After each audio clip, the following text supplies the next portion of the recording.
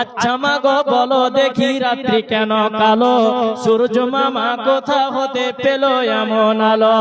আরে ফুলগুলো নানান রঙের কেমন করে হয়, আরে ডিমগুলো একই রকম পার্থক্য নাই মোটে, তবে সাদা কালো বাচ্চাগুলো কেমন করে ফোটে? আমরা সবাই বাস করি এই পৃথিবীর অঙ্গে, হাতের লেখা মুখের চেহারা মিলে না কারোর সঙ্গে, আর মিলে না কলমের সই বুড়ি আঙ্গুলের টিপ। ওরে প্রমাণ হলো মহান আল্লাহ একজন আছেন ঠিক। আসেন একটু তাড়াতাড়ি করে দানের কাজগুলো শেষ করেন, আমার সময় কাছিয়ে গেল 9:30 মানে আর হয়তো খুব 15 মিনিট আছে, তারপরে আপনাদের প্রধান বক্তা চলে আসবেন। তাই বলছি মায়েরা আমার বোনেরা আমার একটু তাড়াতাড়ি করে আপনারা এই দানের কাজটা শেষ করেন। যারা যারা দায়িত্বে আছে তোমরা তাড়াতাড়ি করে দানটা নিয়ে আসো, শেষ দোয়া শেষ বিদায় বলে চলে যাব। আসুন তাড়াতাড়ি করে। তো বলছিলাম নবীজি বলছেন যারা দান করবে তাদের বিপদ আপদ কমে যাবে, যারা দান করবে তাদের বিপদ আপদ কমে যাবে, তাদের মুসিবত দূর হয়ে যাবে, তাদের বালা মুসিবত কমে যাবে। যেখানে সেখানে অ্যাক্সিডেন্ট হয় ওই অ্যাক্সিডেন্টের বিপদের হাত থেকে ঘুরে আসবে এই দানের বিনিময়ে, যদি দানটা গ্রহণ হয় তাহলে। আর যদি গ্রহণ না হয়, কবুল না হয়, তাহলে বৃথা। অতএব আচ্ছা এই বর্ধয় গ্রামের যে মসজিদের ইমাম, মসজিদের সেক্রেটারি, মরল সাহেব, সর্দার সাহেব কই ওরা আছেন না? একটু আপনি একটু তাড়াতাড়ি, আপনারা একটু তাড়াতাড়ি করে আসেন, যারা কমিটি আছেন তাড়াতাড়ি আসেন। সুবহানাল্লাহ লেগে ধরা যায়নি, আসেন তো একটু তাড়াতাড়ি করে আসেন। প্রধান বক্তা দিবে, আপনারা তাড়াতাড়ি আসেন, দানের কাজটা শেষ করেন। ওই বক্তাকে তখন আপনারা শেষে যা পারবেন ওই হাইলাইটটা ছেড়ে দিবেন। তো বলছিলাম যারা কোন নারী যদি 4খানা কাজ করে নেয় তাহলে জান্নাতের 8খানা দরজার ভিতরে যে কোনো দরজা দিয়েছে ওই জান্নাতে প্রবেশ করবে। আর নবীজি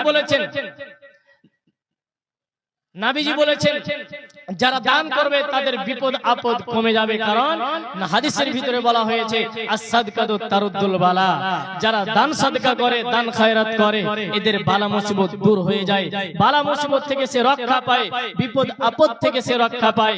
তাই একটা ঘটনা বলি, খুব সুন্দর শিক্ষণীয় ঘটনা।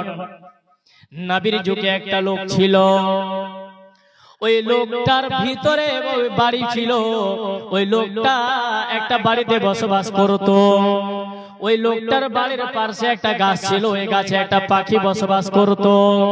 ওই পাখিটা যখন ডিম পাড়তো ওই ডিমটা পেড়ে এনে ভেজে খেয়ে নিত। কিন্তু ওই যুগটা ছিল নবী সুলাইমানের। নবী সুলাইমান পাখির কথা বুঝতে কিন্তু পারতেন। আপনারা সকলে জানেন নবী সুলাইমান পাখির কথাগুলো বুঝতে পারতেন। তাই ওই পাখি যখন তার বাসায় আসলো, আসার পর দেখলো ডিম নাই, আমার ডিমকে নিয়ে চলে গেছে।